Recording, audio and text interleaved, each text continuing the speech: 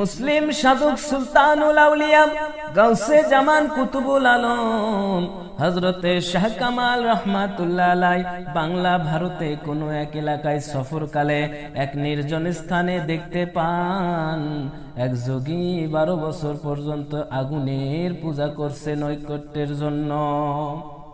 এক যোগী 12 বছর যাবত আগুনের পূজা করছে নৈকট্যের জন্য। কুতুবুল আলম গাউসে জামান হযরত শাহ কামাল রহমাতুল্লাহ আলাইহি তার নিকট এসে বললেন, আপনি আগুনের পূজা করছেন 12 বছর পূজা করে কি পেলেন? আপনার এই পথটা ভ্রান্ত পথ। তখন যোগী রেগে বলল, তুমি আমাকে কোন পথ সঠিক তা শিখাতে এসো না। তুমি আমাকে কোন পথটা সঠিক তা শিখাতে এসেছো, তবে তুমি যে সঠিক তার প্রমাণ দাও, তুমি যে সঠিক তার প্রমাণ দিয়ে দাও। তখন কুতুবুল আলম গাউসে জামান হযরতে শাহ কামাল রহমাতুল্লাহ আলাইহি বললেন, হে যোগী, তুমি 12 বছর আগুন জ্বালিয়ে তার সাধনা করছো, দেখি আগুন তোমার ক্ষতি করে না আমার ক্ষতি করে।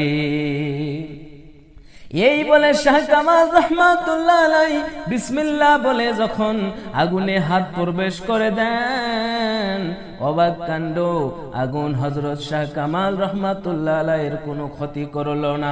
মনে হলো যেন তা খুব আরামদায়ক শান্তিময় হয়ে গেল। সুবহানাল্লাহ। এবার যখন ওই যোগীর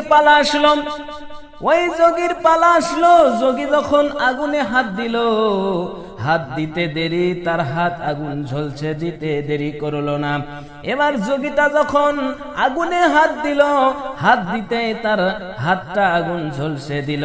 সাথে সাথে যোগীটা কুতুবুল আলম গাউসে জামান মুসলিম সাধক সুলতানুল আউলিয়া হযরত শাহ কামাল রহমাতুল্লাহ আলাইহির পায়ে পড়ে ক্ষমা চাইল এবং কালিমা পড়ে মুসলমান হয়ে গেল।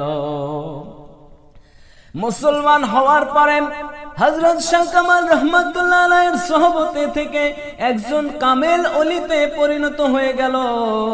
মুকাম্মেল ওলি যারা হয়, কামেল পীর মুর্শিদ যারা হয়, তাদের কাছে বসলে যারা বসবে, যারা তার সোহবতে থাকবে, তারাও কামেল ওলি হয়ে যায়।